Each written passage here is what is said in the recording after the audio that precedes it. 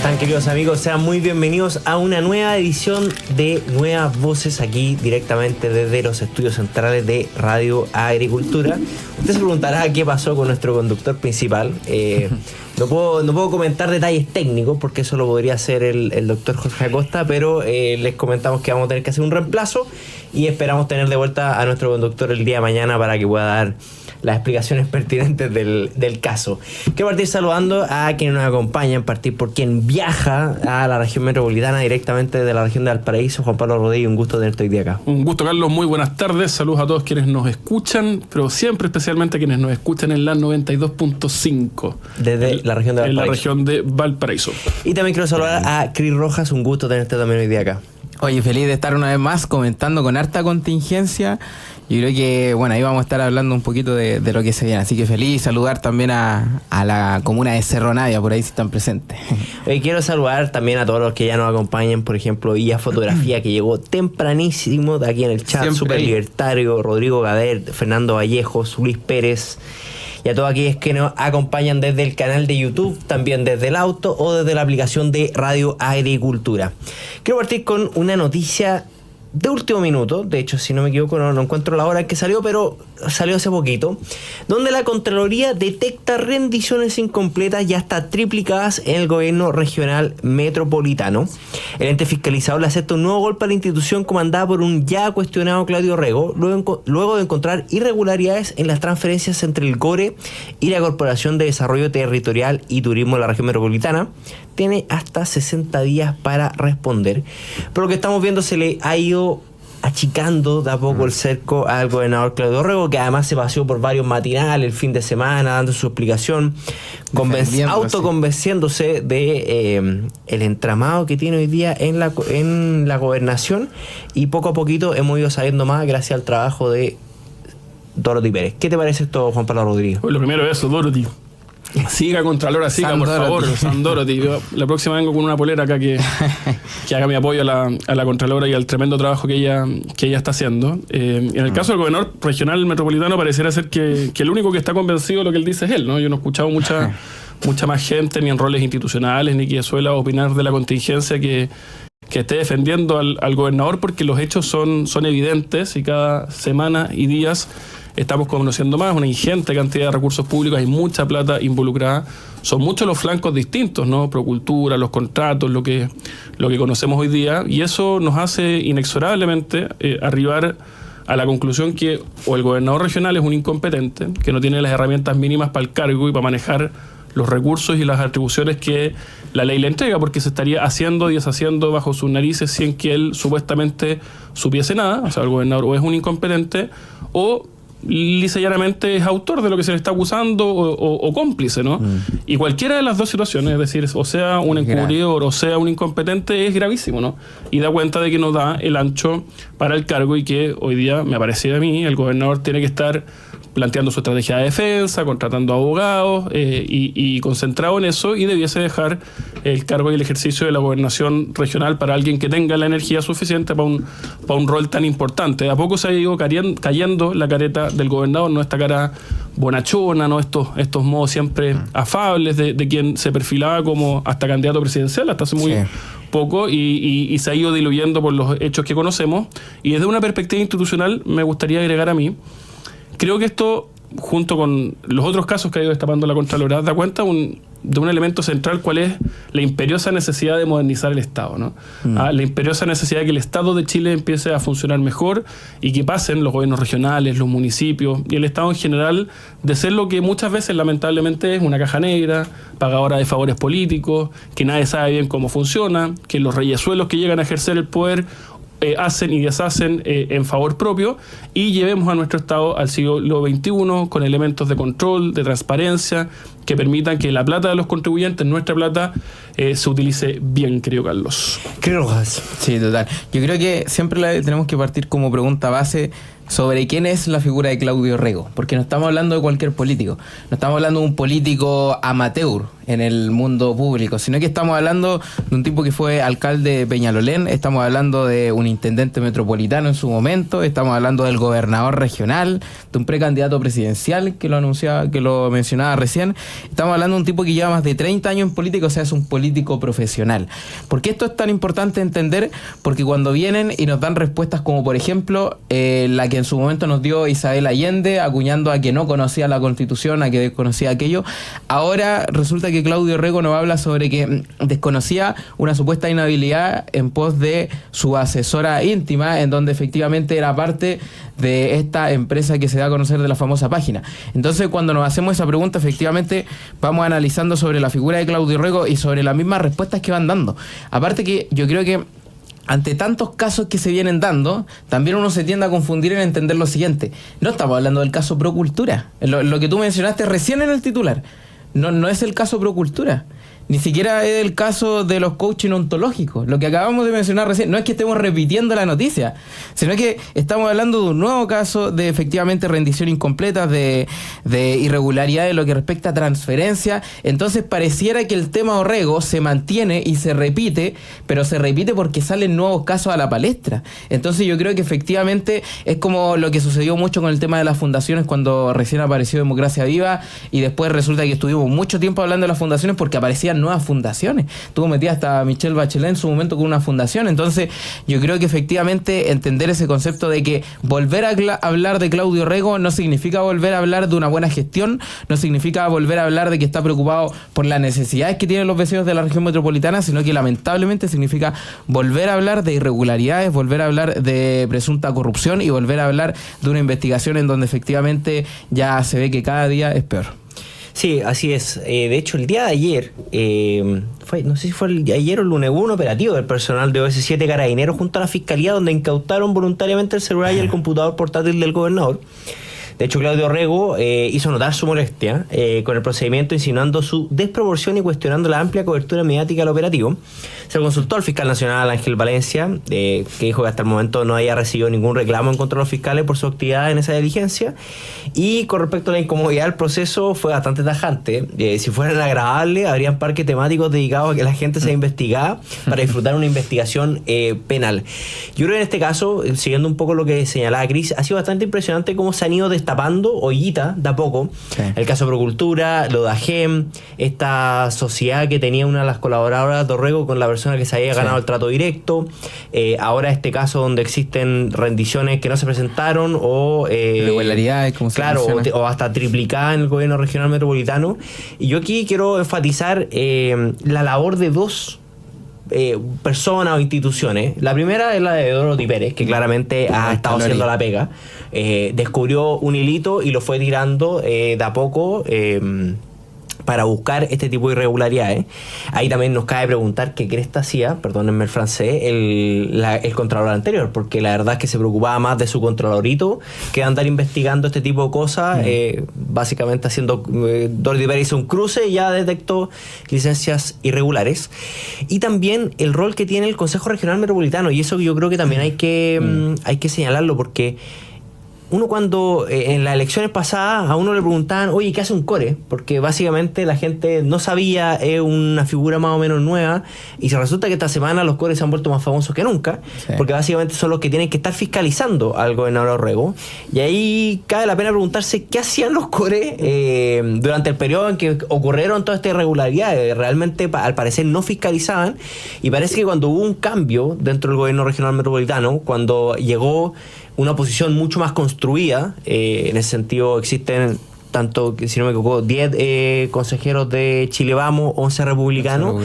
Claramente empezó a cambiar la cosa de cómo podía funcionar el gobierno regional metropolitano y se ha visto finalmente eso. Entonces, si tiene algo más que agregar, Juan Pablo. Sí, yo sobre esas dos cosas, Carlos, mira, sobre los consejeros diría yo, cuando fueron las elecciones, las últimas, las elecciones territoriales, donde elegíamos alcaldes, concejales, consejeros regionales, y se planteaba la pregunta respecto a cómo le había ido al Partido Republicano, por ejemplo, dado que habían altas expectativas. Mucha gente decía, mira, sabe que no le fue tan bien, porque esto, por aquello, no tuvo tantos alcaldes y tal.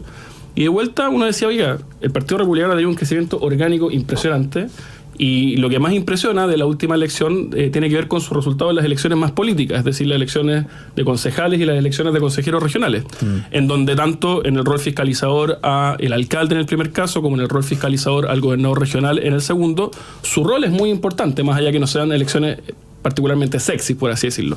Bueno, y acá estamos viendo los frutos de eso. Estamos viendo los frutos de que del crecimiento, por ejemplo, en el caso del core metropolitano del Partido Republicano, en donde hay una bancada republicana muy relevante, y bueno, ahí se está viendo, bien digo, los frutos. Y en segundo lugar, respecto de la cantidad de casos que uno va conociendo, Rego, yo agregaría además que su defensa es muy inverosímil en uno y cada uno de esos casos. O sea, acá es evidente, en el caso de Procultura, al principio tratando de distanciarse del señor Larraín, cuando hay una cuestión evidente, pública, notoria. Se abrazaban en el amistad, mi hermano le decía. Mi hermano, discursos públicos. Entonces, es completamente inverosímil que quiera distanciarse de Larraín. Después, en el caso de los contratos, dicen, no, es que yo tengo delegado todos los contratos bajo 1000 UTM. Oiga, pero que usted tenga delegado la firma, los contratos bajo 1000 UTM, eso no significa que bajo 1000 UTM se puede hacer y deshacer, se puede robar, se puede contratar al hermano, al pariente. No, pues señor, usted es gobernador regional, y respecto a lo hoy día todavía no escuchamos una defensa, pero probablemente sea igual de inverosímil. Así que, como tú bien dices, Carlos, se está achicando el círculo, se está achicando el cerco, y yo creo que llegó el minuto que el gobernador renuncie para que pueda defenderse donde corresponde, ante los tribunales y también ante la opinión pública. Cris Rojas. Sí, y la defensa, a mí me parece brutal cierto tipo de defensa que existe en pos de estos casos, porque lo mencionábamos recién, o sea, una de las diferencias entre el derecho público y el derecho privado es que en el derecho público tú puedes hacer todo lo que la ley te permite hacer. En el derecho privado todo lo que la ley no te prohíbe, o sea, está más abierto el tema. Entonces es tan importante entender ese concepto de que cuando ellos se equivocan, o más bien se equivocan, cuando ellos caen en este tipo de casos en donde están siendo investigados y vienen defensas como, por ejemplo, esta es una especie de aprovechamiento político, esta es una especie de persecución política, y tiene ahora un nombre que se le da, lawfare, creo, es el nombre, ¿no? Que se le da como a esta especie de persecución judicial, persecución política, de que yo no tengo ninguna responsabilidad de lo que está ocurriendo, sino que tiene que ver con otros, con la oposición que están en contra mía, con que me quieren bajar.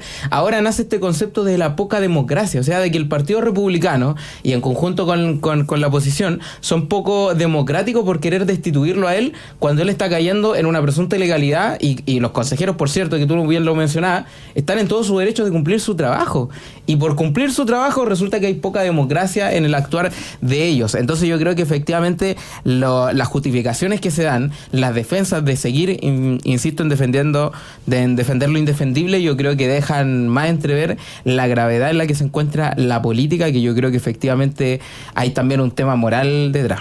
Sí, mira, la verdad es que la senadora Allende también dijo que era poco democrático destituirla, que iba a pasar por los votantes, y ya sabemos cómo le fue. Acá en la pantalla aparece también bueno, hoy día hay consejo en el gobierno regional metropolitano, y parece que estuvo bastante tenso. De hecho, una comisión va a investigar al gobernador Claudio Rego, que se va a decidir quiénes van a conformar, qué consejeros van a conformar esa comisión, pero ya estaremos viendo cómo va avanzando. Oye, quiero aprovechar de leer acá algunos de los comentarios. Por ejemplo, acá ya fotografía dice que Christopher se ve muy bien con chaqueta, así que muchas gracias. Se la han piropeado acá bastante en la radio para comentar. Hoy día me tocó venir un poco más arreglado de lo habitual. Está bien. Mandarle saludos también a Sergio Montero, a Gino, a Luis Pérez, a Sergio Ponce, a todos los que están conectados a través de el canal de YouTube. Recordarles también que le pongan like a esta transmisión para que podamos llegar a más personas. Querido amigo, voy a dejar introducido solamente un nuevo tema antes de irnos a la pausa, pero para que nuestros panelistas lo sepan, se ha ido avanzando en esta primaria del oficialismo de la izquierda, y se ha ido poniendo cada vez más tensa. Usted se recordará que hace un par de semanas estos mismos panelistas, yo también, decía que la primaria estaba bastante fome, pero de un segundo a otro se agarraron de las mechas y empezó a ponerse cada vez más entretenida. Vamos a estar hablando de la minuta del comando de Toa, de lo que ha respondido Janet Jara y de cómo ha ido avanzando esta primaria presidencial. Así que nos vemos a la vuelta, no se conecte, que esto es Nuevas Voces en Radio Agricultura.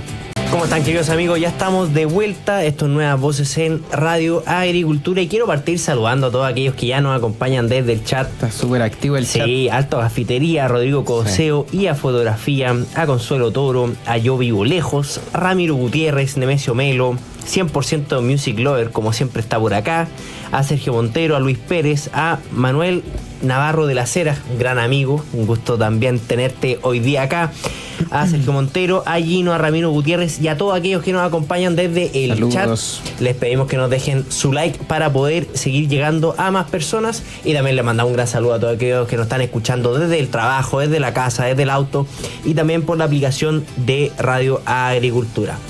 Vamos a partir, queridos amigos, dándole las gracias a todos aquellos que hacen posible este programa. En Grupo Educar, construyendo el futuro de la educación media técnico profesional en Chile. Conoce más sobre nuestro trabajo en www.grupoeducar.cl.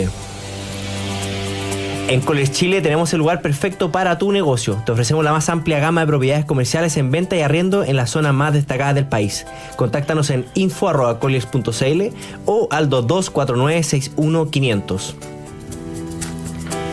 Universidad de San Sebastián es la primera universidad en Chile en acreditar internacionalmente en excelencia sus 4 centros de simulación por FLASIC. Pensando en arreglar la casa para este invierno, en Caja 18 tenemos un crédito social que te puede ayudar. Simula y solicita en www.caja18.cl. Caja 18, la mejor caja para Chile. Excelente. Voy mejorando cada vez, ya saben que desde que no está el doctor Acosta... Oye, de toda una maestría esto de la publicidad, no es llegar y... Además que hay que ir coordinándose con la música, y eso yo lo iba cachando a medida que iba por acá, por eso Tomás se pone los audífonos, hay que ir coordinando con la música para que salga bien las menciones, y ya hemos ido, de a poco vamos a llegar al nivel del doctor Acosta, que también lo echamos de menos. Saludos al doctor. Amigos, estamos en época de primarias. El próximo domingo hay primarias, son primarias voluntarias, eso es muy importante señalarlo. No vayamos a votar. Claro, yo creo que acá la gran mayoría de quienes nos escuchan probablemente no irán a votar, así que se puede quedar en la casita. Pero esto ha ido agarrando vuelo. Y a poco se ha ido tensando cada vez más.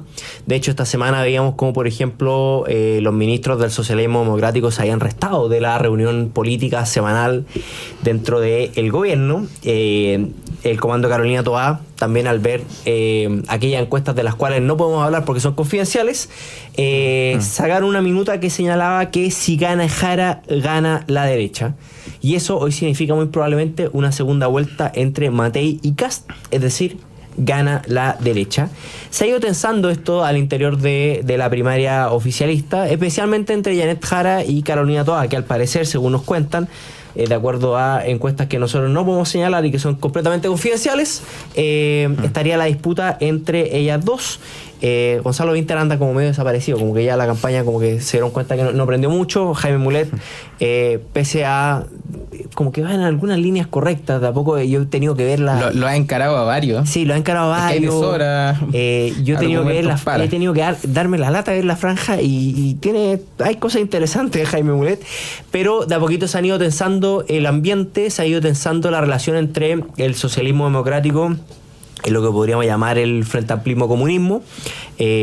Además ya se escuchan algunas voces casi como arrepintiéndose un poco de esta primaria, que al parecer había como unidad de propósito, pero no unidades ideológicas, por así decirlo, o una unidad un poquito más fuerte. ¿Qué opinas de cómo ha ido avanzando esta primaria, Juan Pablo Rodríguez? Creo que fue el resumen que hace Carlos, ¿no? Yo creo que Mulet, tan irrelevante como al principio, ¿no? Vinter relativamente desfondado, eso en favor de Jara. Y el lenguaje, digamos, de PlayStation, Jara flechita para arriba, ¿no? Y toda flechita para abajo, ¿no? Más allá de los números específicos de cada una de las encuestas, y eso hace que la primaria se vuelva entretenida, porque hay que recordar que la favorita era Toá, y hoy día parece ser que la favorita está siendo Jara, y eso genera tensiones que a mi juicio son más cachetadas de payaso que diferencias reales, ¿eh? A mí lo que me parece más criticable y curioso de analizar es lo que ha pretendido venir haciendo en la última semana Carolina Toá, ¿no? Que creo que llega 15 años tarde, ¿no? A tratar de marcar diferencias con el Partido Comunista, y creo que desde su perspectiva son manotazos de abogado en razón de que ve que está perdiendo, pero que no son diferencias reales habida cuenta de lo que ha sido su biografía política en los últimos 10-15 años.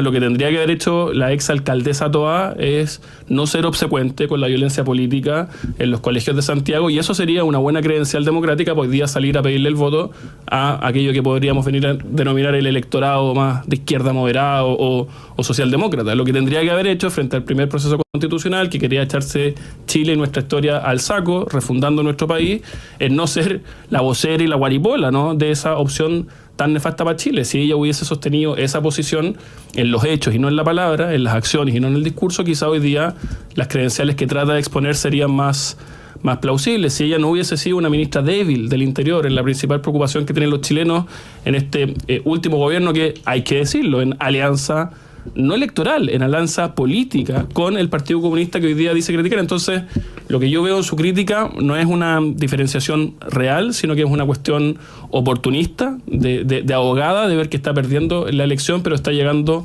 15 años tarde a plantar lo que lamentablemente pareciera ser que en Chile ya no existe, que es una izquierda democrática y sensata. Oye, aquí, antes de darle el pase a Cris, me pregunta Maí, ¿por qué no nombro a Johannes Kaiser? Porque básicamente en la minuta de Carolina Toá señalaba solamente a Casti Matei. No tengo ningún problema en señalarlo, pero no es para que me encare así también en el chat. No discutamos. Claro. Oye, también han habido otros temas, porque claro, como Claudio Rego parece que ya su posibilidad de una candidatura presidencial como que han ido bajando. También ha aparecido la posibilidad de que, en el caso de que Carolina Toá sea la candidata de la izquierda, la posibilidad que suba a Rodrigo Mundaca. Sí. Es decir, parece que toda esta construcción de una primaria es más bien artificial, porque básicamente todos tenían, en un caso u otro, algún como reemplazo medio independiente que coqueteaba con algunos de sus partidos políticos como para poder subirlo en caso de que perdieran. En el caso del socialismo democrático era un posible coqueteo con la democracia cristiana y con Claudio Rego, que recordemos que es independiente, y en el caso del Frente Amplio y el Partido Comunista es con Rodrigo Mundaca, que también es independiente, pero tiene buena llegada con ese sector. No olvidemos que también está Meo recolectando sus firmas. Sí. Creo que hace 3 días llegó como a las 13.000 firmas, que también yo creo que es un personaje interesante para mirar. Y eso que prometió de todo, no sé si irá a llegar, o sea, hasta estadio para la USTA. No, impactante, así que así, claro, también así es como se ha ido configurando esta primaria. ¿Qué te parece esta pelea que ha habido dentro del oficialismo? Yo creo que a la larga toda candidatura ya tiene su plan B esperando al resultado final. Pero yo tengo un punto, y es que me daba el trabajo también de ver un poco los debates de estas primarias, y me daba cuenta que los temas principales no se han reflejado en pos a lo que, por ejemplo, la ciudadanía debiese esperar de un candidato presidencial, que es el tema de las propuestas, que las propuestas están tan en boca, que están en cierta manera, pero yo no las he visto de parte de las candidaturas de izquierda, a la diferencia, y creo que también a propósito de candidaturas presidenciales, también por eso justamente mi candidatura y mi apoyo está en Jóvenes por CAS, porque mi candidato CAS, justamente por lo mismo, porque he visto propuestas que se han venido dando desde el plan Implacable, desde el plan Escudo Fronterizo, desde el plan Renace, desde el plan Cero Listas de Espera, y una serie de propuestas en pos de las problemáticas que tenemos los chilenos. Yo creo que efectivamente cuando nosotros vemos y le preguntamos a cualquier persona, más allá de las encuestas, vamos y hablamos con nuestros vecinos, hablamos con nuestra familia, yo creo que el gran tema es decir, ante un gobierno tan desastroso como ha sido el gobierno de Gabriel Boric, lo mínimo que espera la gente es un gobierno que venga a plantearse en pos de las problemáticas que tenemos los chilenos. O sea, ¿qué nos están proponiendo? ¿Qué credibilidad tiene una candidatura que viene y nos promete, digamos, seguridad cuando ella fue la ministra de Seguridad y no se hizo cargo? ¿Qué de alguna otra forma, qué credibilidad generan ellos cuando ellos han sido parte de un gobierno que efectivamente fue, por lejos creo yo, el peor gobierno del regreso a la democracia, junto con el de Bachelet? Entonces yo creo que efectivamente en pos de las propuestas están al debe. Obviamente están las discusiones detrás de lo que vendría siendo el resultado y todo aquello, de las medidas que vendrían a tomar como plan B de ciertos candidatos, pero yo creo que nos quedamos en esa digamos, discusiones del Frente Amplio, de lo que fue la concertación, y cuando entramos a las propuestas resulta que no las encuentro en los debates, no las encuentro en las candidaturas, y tampoco encuentro credibilidad, aunque así presentaran ellos propuestas. Sí, yo la verdad es que me he tenido que dar la lata de ver toda la franja, también por un motivo de aprender un poco. Debo decir que la franja de Carolina Toá está bastante bien grabada. La franja de Janet Jara, algo se le ve con algunas propuestas. Jaime Mulet es pura propuesta, una cosa impactante la franja. Gonzalo Vinter hablando completamente en un idioma millennial, o sea, esa franja con respecto al Catán, que yo no sé cuánta gente habrá jugado Catán, pero si uno le pregunta, probablemente mucha gente joven. Y también uno guiño a un anime, de hecho estaba en japonés la franja, una cosa que yo no había visto nunca. un poco ridículo de hecho, como del candidato. Sí, como que se ve que prende, pero prende porque se están agarrando todos del moño. De hecho, quería comentar un poco más de lo que había pasado con la minuta de Carolina Toa. Por ejemplo, se señalaba que en Chile hoy los problemas son dos: seguridad y economía. Les pregunto a ustedes, ¿creen que un gobierno del Partido Comunista se hará cargo de esos problemas? ¿Creen que una candidata comunista ofrecerá una propuesta en esta materia que derrota a la derecha? Todos sabemos la respuesta: no. En ese sentido también desde el Partido Comunista no tardaron en responder y Lautaro Carmona criticó duramente la estrategia. Si alguien creía que los comunistas no deberíamos ganar una primaria, tendría que haber dicho: no queremos que levanten candidatos en la primaria. Lo que también ha generado un poco de revuelo dentro del Partido Comunista, porque no hay que olvidarse que, por ejemplo, apareció el fantasma de Daniel Jadwe, que parece que lo querían meter dentro del equipo de Janet Jara, ahora que habían cambiado su condición con la justicia, sí. Y Janet Jara señaló que si que quiere sumarse a la campaña puede volantear como cualquier otro militante. No sé si algún comentario más te queda, Juan Pablo. Sí, yo diría dos cosas, Carlos. Uno, yo creo que Toa repite un error típico de Boric y del oficialismo actual, que es pretender que por la mera vía de las palabras, del discurso, de afirmar cosas, eso se constituye una realidad y es capaz de decir: oye, por mucho decir seguridad, Toa se transforma en una buena carta en materia de seguridad, por mucho decir economía. Y no, obras son amores y no buenas razones. Lo que importa son las acciones. Es dónde ha estado Carolina Toa en los debates relevantes de nuestro país en el último tiempo. ¿Estuvo al lado de los violentistas en la Revolución de Octubre o estuvo al lado del orden público? ¿Estuvo al lado de los padres que querían educación para sus hijos en los colegios de Santiago o estuvo al lado de los paros y las tomas? ¿Estuvo al lado de quienes comprendieron siempre que el crecimiento económico no se trata de números, sino que se trata de verdaderamente generar perspectivas de desarrollo y mejor calidad de vida para nuestro país? ¿O estuvo del lado de quienes aprobaron reformas que desdeñaron el crecimiento económico y que hoy día tienen a nuestro país en la última década creciendo en torno al 1%, muy lejos de su potencial y bajo incluso de la mayoría de las economías sudamericanas? Obras son amores y lo que importa son las acciones y no las palabras. En primer lugar, por lo tanto, creo yo que lo que dice ella y lo que dice esta minuta es poco creíble en general para el electorado.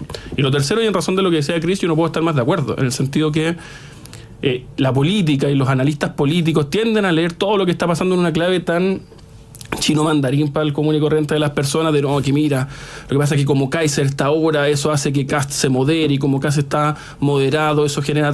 No, si acá las elecciones no se van a decidir en esa cuestión lineal, izquierda-derecha, de una lectura política del Chile de los 60. Las elecciones se van a definir en torno a lo que le preocupa a las personas hoy día, que en su gran mayoría no se identifican como de izquierda, centro-derecha, y que el lenguaje político es humo, digamos, ¿no? Y en eso, en materia de seguridad y en materia de economía, los candidatos que no con palabras, sino que con acciones, teniendo sus parlamentarios votando bien, estando en los momentos claves de la historia reciente de nuestro país en el lugar que corresponden, hace que esos candidatos en esas materias que hoy día le importan a las personas sean creíbles. Y por eso hay candidatos que como Castro hoy día van hacia arriba y hay candidatos que como Carolina Toa hoy día van hacia abajo. Cris Rojas. Sí, oye, hay un tema en pos de la credibilidad que se puede generar. Yo le invito a ver la página convención.com o algo así. Ahí usted va a encontrar las propuestas de la izquierda. Ahí usted va a encontrar lo que piensan los candidatos de izquierda. Ahí usted va a encontrar los artículos que dan detalles de lo que ellos quieren para Chile, de la visión que ellos tienen para Chile. Vayan y echémosle quizás entre todos una revisión a lo que fue la propuesta del 4 de septiembre que se rechazó en amplia mayoría por los chilenos, y ahí nos vamos a dar cuenta efectivamente qué es lo que ellos creen. Porque ahora efectivamente, como ustedes decían, muchos te pueden hablar de seguridad, muchos te pueden hablar de economía, muchos te pueden hablar de lo que a los chilenos les interesa como una gran preocupación, pero ¿qué es lo que ellos realmente creen? Y ahí efectivamente ese es un ejercicio, ir a la propuesta constitucional. El segundo ejercicio también es ir a las franjas que ellos tenían por lo menos hace 4 años, no hace mucho. O sea, veamos hace 3, 4 años qué es lo que ellos proponían en la franja. ¿Proponían realmente la seguridad como prioridad de los chilenos? Yo creo que no, al contrario, querían refundar Carabineros, querían disolver Carabineros. La presidenta del Partido Humanista en su momento diciendo que quería disolver Carabineros y que las personas, esto lo dijo sin filtro, textual, o sea, que las personas aprendieran de alguna otra manera a poder convivir, porque nosotros tenemos que avanzar en la disolución de Carabineros. Esas eran las propuestas brutales en pos de una crisis de seguridad que vive Chile. Entonces yo creo que cuando vienen y nos dicen mucho bla bla, se podría decir. Es cosa de ir a las propuestas, es cosa de ir al texto constitucional rechazado y es cosa de ir a la franja y darse cuenta qué es lo que ellos realmente creen. Queridos amigos, nos vamos a ir a una última pausa comercial. Eso sí, antes de irnos, quiero decirle, acabamos de llegar recién a los 100 likes. Hay más de 205 personas conectadas, así que aproveche y dejar su like para que podamos llegar a más personas. Ya nos vemos de vuelta. Esto es Nuevas Voces en Radio Agricultura. ¿Qué es ahí? Ya estamos de vuelta, queridos amigos, en este último bloque de Nuevas Voces acá en Radio Agricultura. Han ido subiendo los likes, así que nuestro reclamo ha ido funcionando, pero todavía estamos bajitos para que no se olvide dejar su like en esta transmisión. Queridos amigos, los quiero pasar a otro tema, porque, bueno, ¿saben qué? Soa Dorothy nos ha dado mucha noticia, la verdad. Nos ha alimentado Es increíble el cambio. No, y ha alimentado las noticias de este programa, así es lo mejor de todo. Porque hubo una auditoría al programa de entrega de útiles escolares de Junaev. El objetivo de esta auditoría fue verificar la oportunidad en la entrega de kits de útiles escolares a los estudiantes que iniciaron su año escolar del 2024 en el marco del programa de útiles escolares que ejecuta la Junta Nacional de Auxilio Escolar y Becas Junaev. ¿Qué fue lo que detectó? Junaev inició con 5 meses de fase de la entrega de útiles escolares para el año académico 2024, alcanzando un 34% de distribución. Fíjese bien, recién el 6 de septiembre del 2024, de un total de 2 millones de kits, faltando por entregar un 66%, equivalentes a 1.400.000 aproximadamente. Hubo un retraso en la entrega por problemas de especificaciones técnicas, procesos lentos y falta de previsión afectaron la entrega oportuna. Kits escolares no alcanzan para todo el año ni para todas las materias. La empresa contratada no cumplía con requisitos para distribuir los útiles y Junaev no contaba con planificación para la entrega de útiles 2024. Esto apareció el día de ayer, lo informó la Contraloría y usted puede encontrar el informe completo yo estoy leyendo aquí en el ex de contraloría.cl con un informe completo. Básicamente acá surgen varias dudas, insisto en mi idea de qué hacía el Contralor Jorge Bermúdez en su pega anterior. Parece que solamente andar con Contralorito para un lado y para otro. Y también la responsabilidad que tiene el ministro de Educación en esto. O sea, se han llenado la boca con una educación digna y de calidad y no son capaces ni siquiera de entregar los útiles escolares. Juan Pablo Rodríguez. Tú preguntas, Carlos, qué hacía el Contralor anterior. Yo preguntaría qué hace el Frente Amplio y el Partido Comunista gobernando Chile. Hay que repetir el número. Estamos hablando de 1.425.852 kits, que uno podría decir son 1.425.852 niños de Chile, que por la incompetencia del Frente Amplio y del Partido Comunista, a lo largo de 6 meses al menos de educación escolar este año, no han tenido sus kits escolares, no han tenido los útiles escolares por la pura incompetencia de quienes nos gobiernan hoy día.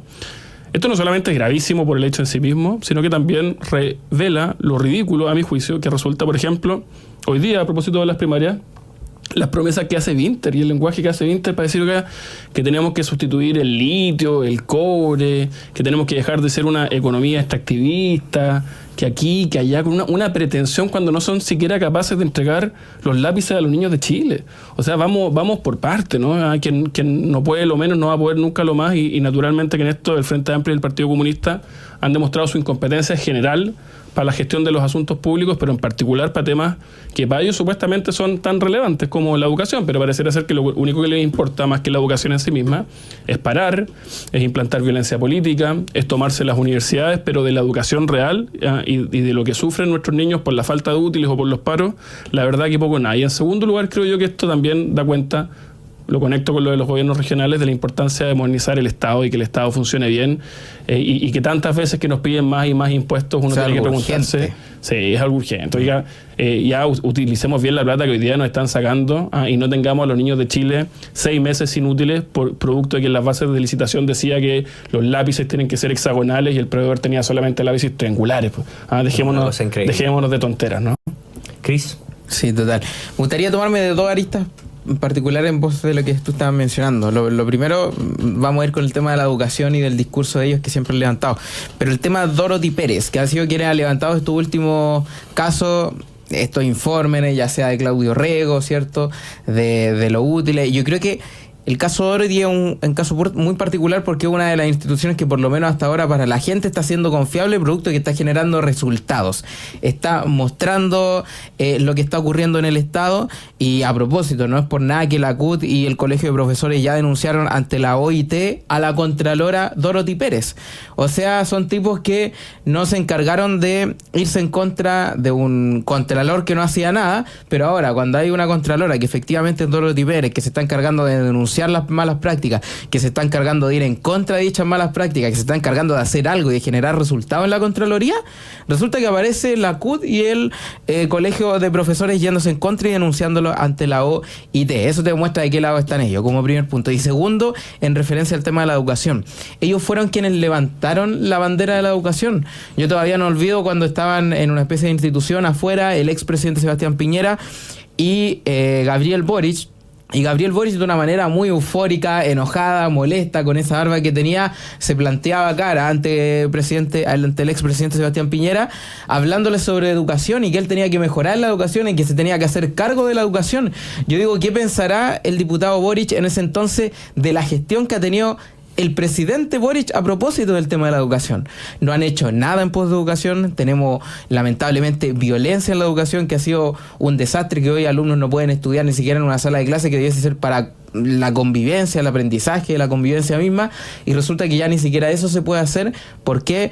Porque la violencia se ha tomado ciertos espacios, porque tenemos colegios que están cerrando por estos narcofunerales. Entonces yo creo que cuando vemos la educación en su conjunto, en general, nos hemos dado cuenta que lamentablemente tuvimos y hemos tenido una generación política, y esto no tiene que hacer reflexionar a propósito de las elecciones que se vienen, una generación política que levantó una bandera de la cual no se hizo cargo, de la cual se olvidó por el simple hecho de que obtuvo el poder.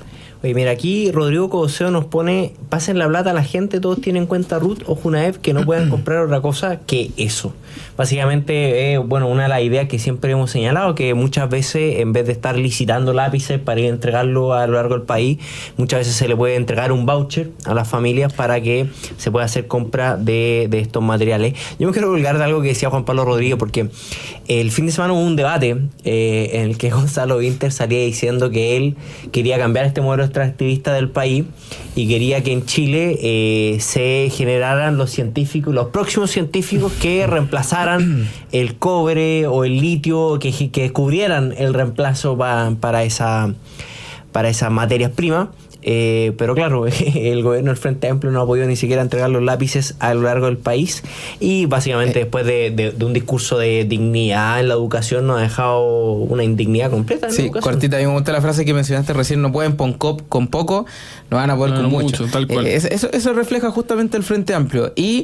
Y recuerdo también que siempre se me viene a la mente cuando se habla de Vinter esta frase de Tomás Mochati, que habla sobre que la política sin Vinter sería menos chistosa. Oye, y de gestión nada, que lo que estamos conversando hoy día de gestión, era que no pésima por parte del Frente Amplio, pero a nivel de reformas tampoco, ¿no? Y hay que tener mucho ojo con la reforma al FES, a propósito de la educación, ¿no? Y cómo ahí se va a intensificar en un camino ya iniciado con las reformas anteriores de limitación de la autonomía universitaria por una parte, y de generar educaciones cada vez más segregadas, ¿no? Y vamos en un camino que vamos a terminar teniendo universidades para gente rica y universidades para gente que no tiene los recursos para estudiar. O sea, bajo un discurso supuestamente igualitarista, lo que está promoviendo el Frente Amplio en materia de reforma de financiamiento de la educación universitaria es más segregación y universidades, creo yo, de menor calidad y con cada vez menos autonomía. Sí, también me pregunto en qué minuto se le va a hacer cobrar también la cuenta al ministro de Educación, porque no es primera vez que pasa esto. La educación está pasando, y yo creo que todos lo sabemos, por una crisis bastante grande, bastante larga además. Hace una semana atrás también era la discusión de, ¿cómo se llama esto?, de los pórticos detectores de metales, que a propósito de los disparos que hubo en el colegio. Claro, ¿no? Y que lo habían instalado en algunos colegios, pero la superintendencia había terminado multando a la alcaldía de los establecimientos educacionales, donde la misma comunidad había insistido en poder colocar estos pórticos para la seguridad de su su hijo, que es una cosa completamente básica. O sea, hoy día existen fallos de la Corte Suprema que establecen la responsabilidad que tiene un colegio privado con respecto a un niño que se le deja en el colegio y se escapa, por ejemplo, pero no se permite, por ejemplo, poner un pórtico detector de metales para que los niños estén resguardados al interior de un colegio. No, es básicamente preocupante y bueno, esto nos señala, y yo creo que Tomás lo ha mencionado varias veces acá en el panel, la importancia de reemplazar este gobierno, la importancia de reemplazar al Frente Amplio, de reemplazar al Partido Comunista y de poder cambiar la situación en la que está Chile. Queridos amigos, nos tenemos que ir despidiendo. Quiero aprovechar de saludar a todos los que estuvieron en el chat. Cortito, vayan al Instagram de Valentina Becerra, vamos a estar junto con el profe Silva el 5 de julio a las 3 haciendo una actividad en conjunto con los jóvenes politiqueros, así que súmense, vayan y va a estar muy entretenida. Tremendo, sí. También puede voy a aprovechar de dejar un aviso dominical. Hay un libro en concurso en el Instagram de Voces por Chile para aquellos que quieran ir a concursar, de Julio Retamal. Querido Juan Pablo, querido Cris, un gusto haberlos tenido acá. Los saludo a todos aquellos que nos acompañaron el día de hoy. No se olvide dejar su like antes de irse y quédese porque ya viene Deportes en Agricultura. Nos vemos, ojalá pronto. Chao.